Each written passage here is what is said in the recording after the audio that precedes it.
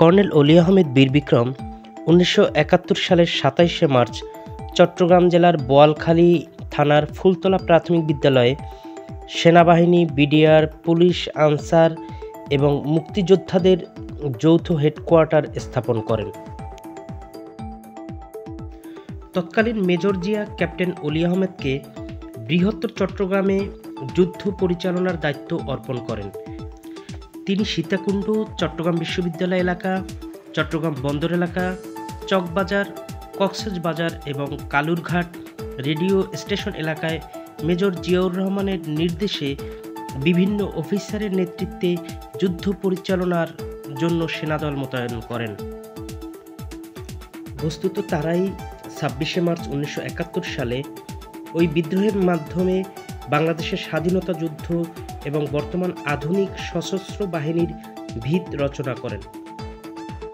২৭শে March ১৯৭১ সালে তিনি major Ziaur রহমানকে কালুরঘাট বেতার কেন্দ্র থেকে স্বাধীনতা ঘোষণা দেওয়ার জন্য অনুপ্রাণিত করেন।